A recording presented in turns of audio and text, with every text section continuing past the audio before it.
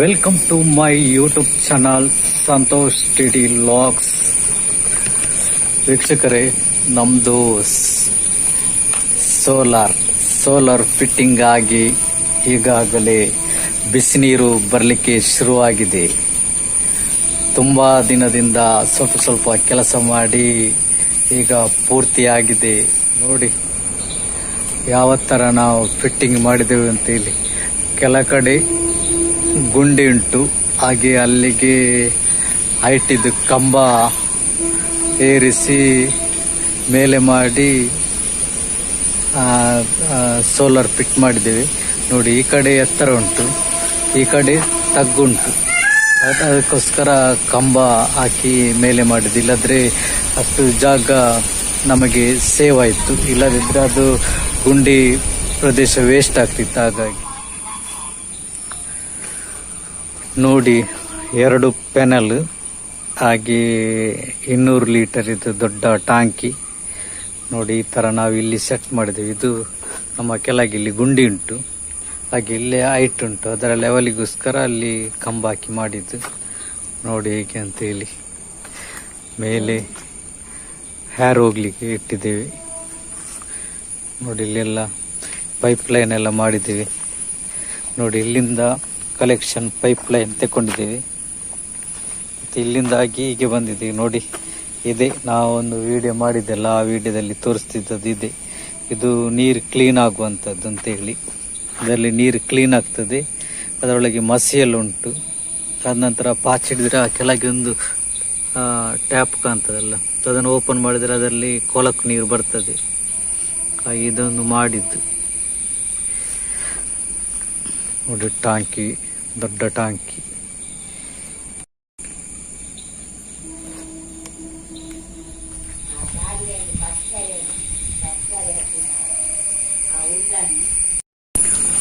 ನೋಡಿ, ಇದು ಸೋಲಾರನ್ನು ನಾವೇ ಫಿಟ್ ಮಾಡಿದ್ದು, ಮನೆಯವರೆಲ್ಲ ಸೇರಿ ನಮ್ಮದೇ ಐಡಿಯಾ ಪ್ರಕಾರದಲ್ಲಿ ಮಾಡಿದ್ದೇವೆ.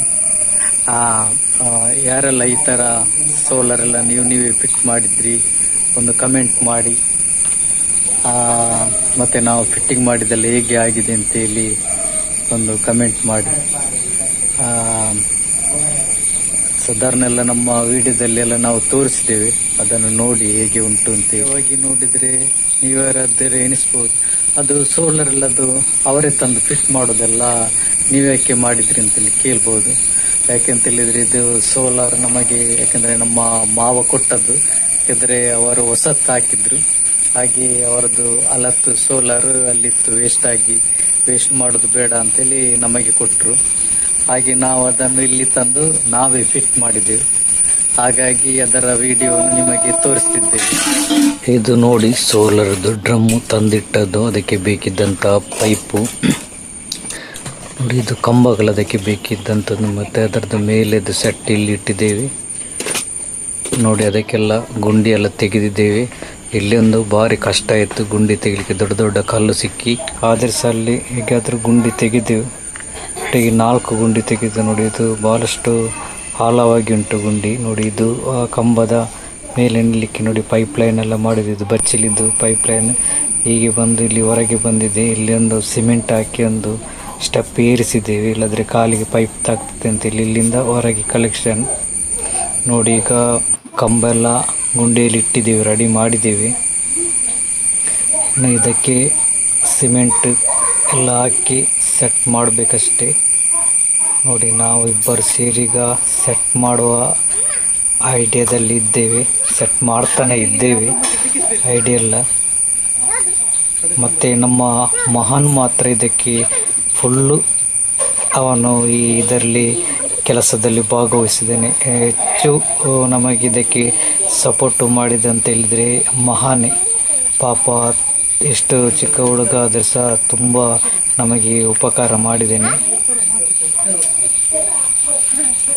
ನೋಡಿ, ಈಗ ನಾವು ಅದೆಲ್ಲ ಕಂಬದಲ್ಲಿ ಸಿಕ್ಕಿಸಿ ನೋಡಿ ಹಾಕಲಿ. ಪಾಪ ಅವನ ತಲೆಗೊಂದು ಕಂಬ ಬಿತ್ತು, ಕಬ್ಬಿನದ್ದು. ನೋಡಿ ಹಾಕಲಿ, ತಲೆಗೇನೆ ಬಿದ್ದಿದೆ ಪಾಪ. ಆದರೆ ಸಹ ನೋವನ್ನು ತಡೆದುಕೊಂಡು ಕೂತ್ಕೊಂಡಿದ್ದಾನೆ. ಕೂತ್ಕೊಂಡು ಸ್ವಲ್ಪ ಹೊತ್ತಾಗೂ ನೋವು ಜಾಸ್ತಿ ಆಯಿತು, ಏನು ಮಾಡೋದು ಅಂತ ಗೊತ್ತಾಗೋದಿಲ್ಲ. ಆದರೆ ಸಹ ಅದನ್ನು ತಡ್ಕೊಂಡು ಕೂತ್ಕೊಂಡು ಮತ್ತೆ ಅವನಿಗೆ ತಡೆಯಲಿಕ್ಕೆ ಆಗಲಿಲ್ಲ, ಕೂಗಲಿಕ್ಕೆ ಬರುವುದರಲ್ಲಿ ಅದನ್ನು ಕೂಗುವುದನ್ನು ಸಮೇತ ಕಟ್ಟಲಿಕ್ಕೆ ಆಗುವುದಿಲ್ಲ.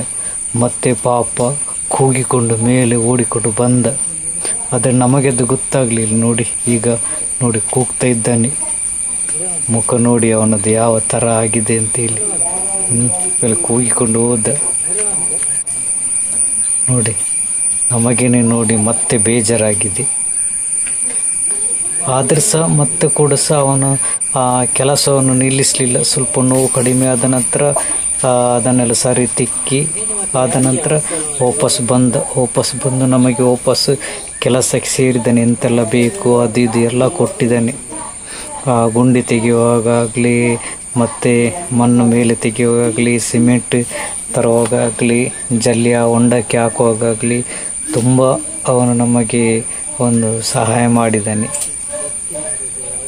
ನೋಡಿ ಇದು ಕಂಬ ಕೂತಲಿಸೋದು ಅಂತೇಳಿದ್ರೆ ಅಷ್ಟೇನು ಸುಲಭ ಇಲ್ಲ, ಭಾಳಷ್ಟು ಕಷ್ಟ ಉಂಟು. ಅದ್ಯಾಕೆಂದರೆ ಇಲ್ಲಿ ಸಿಕ್ಕಿಸುವಾಗ ಅಲ್ಲಿ ತಪ್ಪುದು, ಅಲ್ಲಿ ಸಿಕ್ಕಿಸುವಾಗ ಇಲ್ಲಿ ತಪ್ಪುದು ಅಂತೇಳಿ. ಅದ್ಯಾಕೆಂದರೆ ಮೇಲೆ ಕರೆಕ್ಟ್ ಸೆಟ್ಟಾಗಿ ನಿಲ್ಲದಿದ್ದರೆ ನಾವು ಅಡಿಯಲ್ಲಿ ಕಾಂಕ್ರೀಟ್ ಹಾಕಿ ಅದನ್ನು ಕರೆಕ್ಟ್ ನಿಲ್ಲಿಸಲಿಕ್ಕೆ ಆಗೋದಿಲ್ಲ. ಮತ್ತು ಕಾಂಕ್ರೀಟ್ ಹಾಕಿ ಅಂತೂ ಕಂಬವನ್ನು ನಿಲ್ಲಿಸಲಿಕ್ಕೆ ಸಾಧ್ಯನೇ ಇಲ್ಲ. ಅದ್ಯಾಕೆಂದರೆ ಅದರ ಸ್ಟೆಪ್ಪಿಗೆ ಕರೆಕ್ಟಾಗಿ ನಿಲ್ಲಬೇಕಲ್ಲ ಅಂತೇಳಿ. ಇದು ಅದರಲ್ಲಿ ಕರೆಕ್ಟ್ ನಿಂತ ನಂತರ ನಾವು ಅಡಿಗೆ ಜಲ್ಲಿ ಹಾಕಿ ಕಾಂಕ್ರೀಟ್ ಹಾಕಬೇಕು. ನೋಡಿ ಕಲ್ಲೆಲ್ಲ ತಂದು ಕೊಡ್ತಾ ಇದ್ದಾನೆ ಮಹಾನು. ಆ ಗುಂಡಿಗಳಿಗೆಲ್ಲ ಕಲ್ಲು ಹಾಕೋದು. ಅದ್ಯಾಕೆಂದರೆ ಸ್ವಲ್ಪ ನಮ್ಮದು ಗುಂಡಿ ಸ್ವಲ್ಪ ತೆಗೆದ ಜಾಸ್ತಿ ಆಯಿತು, ಹಾಗೆ ಸ್ವಲ್ಪ ಹೈಟ್ ಮಾಡಬೇಕಾಯಿತು. ಹಾಗೆ ಅದಕ್ಕೆ ಕಲ್ಲೆಲ್ಲ ತಂದು ಕೊಡ್ತಾ ಇದ್ದಾನೆ. ಅಂತೂ ಇಂತೂ ಹೇಗೆ ಆದರೂ ಸೆಟ್ ಆಯಿತು, ಹೇಗೆ ಆದರೂ ಒಂದು ಲೆವೆಲ್ ಬಂದು ನಿಂತಿತ್ತು.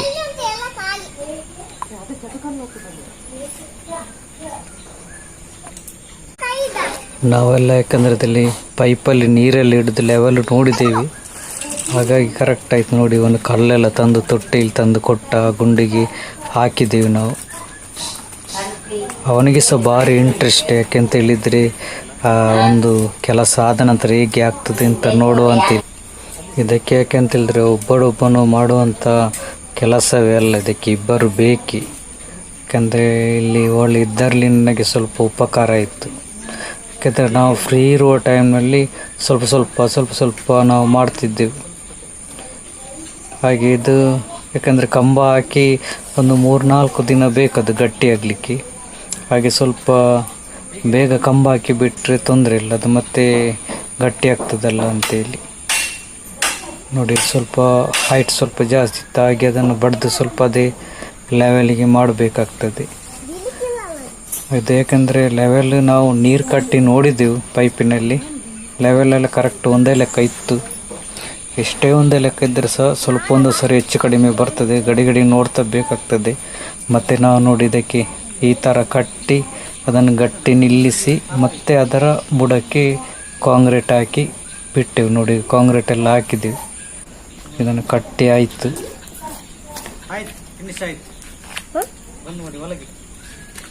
ಇದು ನಮ್ಮ ಸೋಲಾರ್, ಬಿಸಿ ನೀರು ಆಗುವಂಥ ಸೋಲಾರ್ಗೆ ಕಂಬ ಎಲ್ಲ ಹಾಕಿ ರೆಡಿ ಆಗಿದೆ. ಹಾಗೆ ನಿನ್ನೆ ಅದರ ಬುಡಕ್ಕೆ ಸಿಮೆಂಟ್ ಹಾಕಿ ಗಟ್ಟಿ ಮಾಡಿದ್ದು. ಹಾಗೆ ಇವತ್ತೀಗ ಅದರದ ರಟ್ಟಿದ ಕವರನ್ನು ತೆಗಿಬೇಕು, ಸ್ವಲ್ಪ ಗಟ್ಟಿ ಆಗಬೇಕಲ್ಲ ಅದು ಖಾಲಿ. ಅದಕ್ಕೋಸ್ಕರ ನೋಡಿ ಈ ಥರ ಮಾಡಿ ಇದನ್ನು ತೆಗೆದು ಬಿಡಬೇಕು, ಈ ರಟ್ಟಿದ ಪೀಸನ್ನು. ಅದು ಕಂಬದಾಗಿ ನಿಲ್ತದೆ ನೋಡಿ.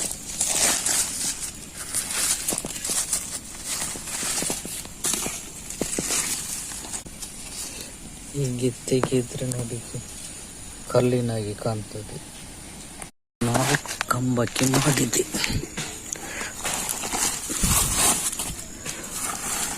ಅದು ಸ್ವಲ್ಪ ಈಸಿಯಲ್ಲಿ ಬಂತು. ಇದು ನೋಡಿ, ಇದು ಪ್ಯಾನಲ್, ಸೋಲಾರ್ ಪ್ಯಾನಲ್, 2 ಪ್ಯಾನಲ್ ಉಂಟು ನೋಡಿ.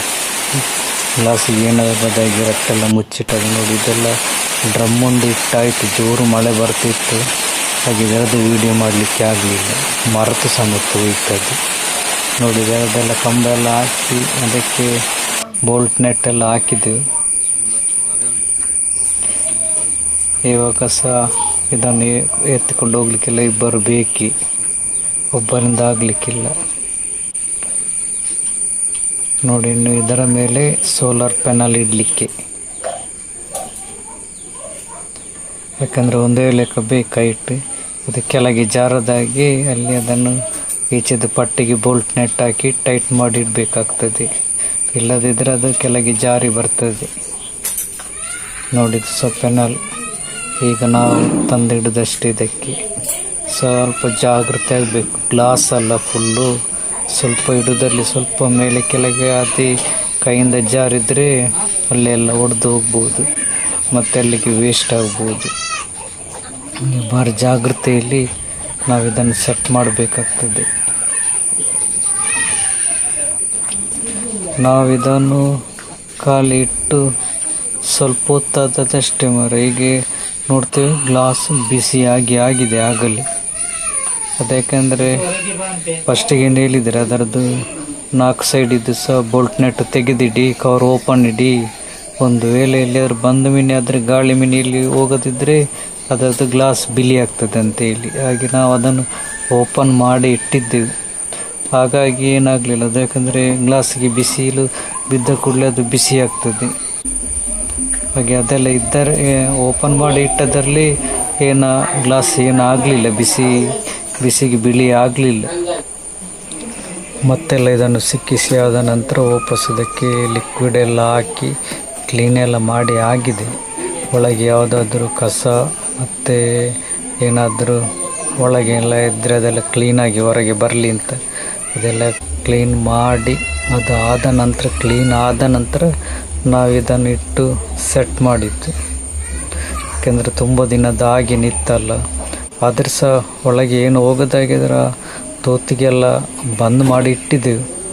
ಆದರೆ ಸಹ ಕೆಲವು ಇರುವೆ ಎಲ್ಲ ತುಂಬ ಆಚೀಚೆ ಹೋಗ್ತಿತ್ತು, ಅದೆಲ್ಲ ಕೆಲವು ಹೋಗ್ಲಿಕ್ಕೆ ಸಾಕು ಅಂತೇಳಿ ನೀರೆಲ್ಲ ಸ್ಪೀಡಲ್ಲಿ ಬಿಟ್ಟು ಒಳಗೆಲ್ಲ ಕ್ಲೀನ್ ಮಾಡಿ ಎಲ್ಲ ಕಸ ಎಲ್ಲ ತೆಗೆದೆವು. ಆದ ನಂತರ ನಾವೀಗ ಸೆಟ್ ಮಾಡಿದ್ದು. ಅದಕ್ಕೆ ಬೋಲ್ಟ್ ನೆಟ್ ಎಲ್ಲ ಹಾಕಿ ಟೈಟ್ ಮಾಡಬೇಕಿನ್ನು. ನೋಡಿ, ಇವಾಗೆಲ್ಲ ಕರೆಕ್ಟಾಗಿ ಸೆಟ್ ಆಯಿತು. ಇದರದ್ದು ಕೆಲಸ ಫಿನಿಶ್ ಆಯಿತು. ಈಗ ಬೋಲ್ಟ್ ನೆಟ್ನೆಲ್ಲ ಹಾಕಿ ಟೈಟಾಗಿ ಆಯಿತು. ಇನ್ನಿದಕ್ಕೊಂದು ಪೈಪ್ ಲೈನ್ ಆಗಬೇಕಷ್ಟೇ. ನೋಡಿ, ಪೈಪ್ ಎಲ್ಲ ರೆಡಿ ಮಾಡಿ ಇಟ್ಟಿದ್ದೇವೆ. ನೋಡಿ, ಇನ್ನು ಪೈಪ್ ಲೈನ್ ಸ್ಟಾರ್ಟ್ ಮಾಡ್ತಿದ್ದೇವೆ. ಈಗ ಪೈಪ್ ಎಲ್ಲ ಅದಕ್ಕೆ ಎಷ್ಟೆಲ್ಲ ಬೇಕು ಒಂದು ಅಂದಾಜು ಕಟ್ ಮಾಡಿ ಮತ್ತು ನಾವು ಅದಕ್ಕೆ ಸೆಟ್ ಮಾಡಬೇಕಾಗ್ತದೆ. ಅದಕ್ಕೆ ಹಾಕುವಂಥ ಗಮ್ಮನ್ನೆಲ್ಲ ಫಸ್ಟಿಗೆ ಹಾಕಿದರೆ ಮತ್ತೆ ಕಷ್ಟ ಉಂಟು. ಅದಕ್ಕೆ ಎಷ್ಟೆಷ್ಟು ಬೇಕು ಎಲ್ಲ ಕಡೆ ನೋಡಿ ಗಮ್ ಹಾಕಬೇಕಾಗ್ತದೆ. ಮತ್ತು ಯಾಕಂದರೆ ಅದು ಗಮ್ ಹಾಕಿದ ನಂತರ ಮತ್ತೆ ಅದನ್ನು ತೆಗಲಿಕ್ಕೆ ಬರೋದಿಲ್ಲ, ಅದು ಅಷ್ಟು ಟೈಟಾಗಿ ನಿಲ್ತದೆ, ಅಷ್ಟು ಸ್ಪೀಡ್ ಉಂಟದು ಗಮ್ಮು.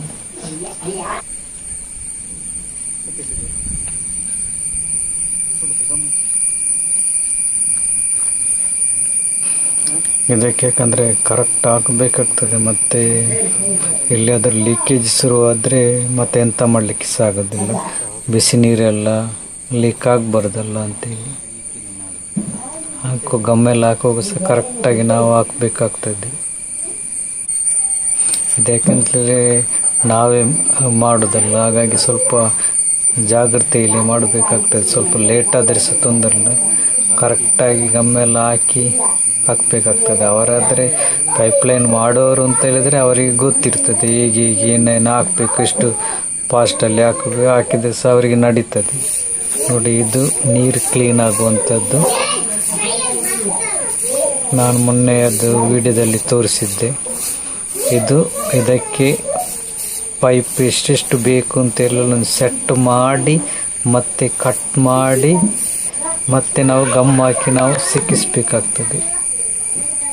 ಇಲ್ಲದಿದ್ದರೆ ಮತ್ತೆ ಉದ್ದ ಗಿಡ್ಡ ಆದರೆ ಎಂತ ಮಾಡಲಿಕ್ಕೆ. ಅದಕ್ಕೆ ಫಸ್ಟಿಗೆ ನಾವು ನೋಡಿ ಎಷ್ಟೆಷ್ಟು ಬೇಕು, ಎಲ್ಲೆಲ್ಲಿಗೆ ಬೇಕು ನೋಡಿ ನಾವು ಮತ್ತೆ ಕಟ್ ಮಾಡಿ ಅದನ್ನು ಸಿಕ್ಕಿಸಿ ನೋಡಿ ಮತ್ತೆ ಗಮ್ ಹಾಕುದು. ನೋಡಿ, ಅದರದ್ದೆಲ್ಲ ಹಲತೆಲ್ಲ ತೆಗೆದಾಯಿತು. ನೋಡಿ ಆಯಿತು.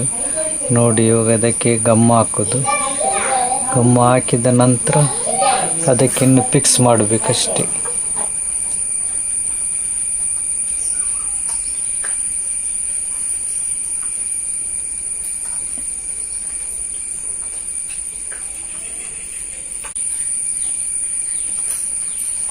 ಇದು ನೀರು ಕ್ಲೀನ್ ಆಗುದು. ಇದರೊಳಗೆ ಫುಲ್ ಮಸಿ ಎಲ್ಲ ಹಾಕುಂಟು. ಮಸಿ ಎಲ್ಲ ಹಾಕಿ ಈ ಕಡೆ ನೀರು ಹೋಗುದು, ಆ ಕಡೆ ಮೇಲೆ ಹೋಗ್ತದೆ.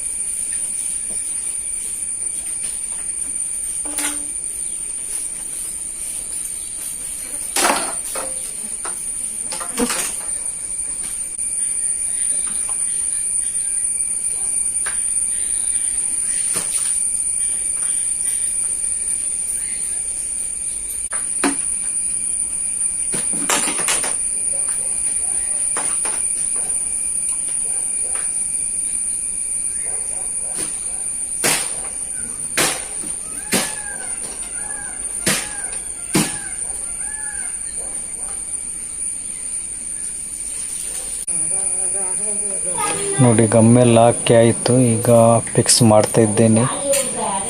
ಇದು ಇಷ್ಟೊಂದು ಸೆಟ್ ಗಮ್ ಹಾಕಿ ಆಯ್ತು. ಇನ್ನು ಇಲ್ಲಿದ್ದು ಕೆಳಗೆ ಫಿಕ್ಸ್ ಮಾಡಿದ ನಂತರ ಗಮ್ ಹಾಕೋದು.